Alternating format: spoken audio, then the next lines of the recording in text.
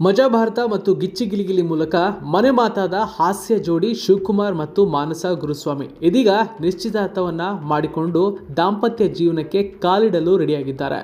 Colours ಕನ್ನಡದಲ್ಲಿ ಪ್ರಸಾರವಾದ ಈ ಎರಡೂ ಮನರಂಜನಾ ಕಾರ್ಯಕ್ರಮಗಳಾದ ಗಿಚ್ಚಿ ಗಿಲಿಗಿಲಿ ಮತ್ತು ಮಜಾ ಭಾರತದಲ್ಲಿ ಇಬ್ಬರು ಒಟ್ಟಿಗೆ ಅಭಿನಯಿಸಿ ಮನೆ ಮಾತಾಗಿದ್ರು.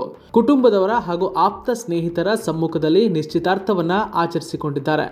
ಬೆಂಗಳೂರು ರಾಜರಾಜೇಶ್ವರಿ ನಗರದಲ್ಲಿ ಜರುಗಿದ ಈ ವಿಶೇಷ ಸಮಾರಂಭಕ್ಕೆ ಸಿಹಿಕೈ ಚಂದ್ರು, ಮಂಜು ಪಾವಗಡ, ನಟ ದೊಡ್ಡಣ್ಣ, ನನ್ನಮ್ಮ ಸೂಪರ್ ಸ್ಟಾರ್ ವಿಜೇತೆ ಯಶಸ್ವಿನಿ, ವಂಶಿಕಾ ಸೇರಿದಂತೆ ಅನೇಕ ಕಲಾವಿದರು ಹಾಜರಾಗಿದ್ದರು.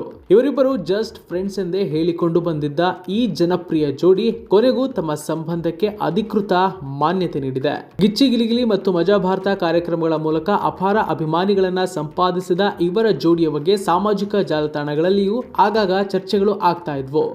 ಇಬ್ಬರು ತಮ್ಮ ಪ್ರೀತಿ ವಿಷಯವನ್ನ ಎಲ್ಲೂ ಬಿಟ್ಟು ಕೊಡದೆ ಮೇಂಟೈನ್ ಮಾಡ್ತಾ ಬಂದಿದ್ರು. ನಾವಿಬ್ರು ಒಳ್ಳೆ ಸ್ನೇಹಿತರು, ನಮ್ಮ ಮಧ್ಯೆ ಲವ್ ಎಲ್ಲ ಏನೂ ಇಲ್ಲ ಎಂದಿದ್ದ ಜೋಡಿ ಇದೀಗ ಸದ್ದಿಲ್ಲದೆ ಎಂಗೇಜ್ ಆಗಿದ್ದಾರೆ. ಕಳೆದ ವರ್ಷ ಶಿವಕುಮಾರ್ ತಮ್ಮ ಹೊಸ ಮನೆಯ ಗೃಹ ಪ್ರವೇಶ ನೆರವೇರಿಸಿಕೊಂಡಿದ್ದು, ಆ ಮನೆಗೆ ಗೃಹಲಕ್ಷ್ಮಿಯಾಗಿ ಮಾನಸ ಬರಲಿದ್ದಾರೆ ಎಂದು ಶಿವು ಕುಟುಂಬದವರು ಸಂತೋಷವನ್ನ ವ್ಯಕ್ತಪಡಿಸಿದ್ರು. ಈ ಕಾರ್ಯಕ್ರಮಕ್ಕೆ ಅನೇಕ ಗಣ್ಯ ವ್ಯಕ್ತಿಗಳು ಭಾಗಿಯಾಗಿದ್ದು, ಎಲ್ಲರೂ ಶುಭಾಶಯಗಳನ್ನು ತಿಳಿಸ್ತಾ ಇದ್ದಾರೆ.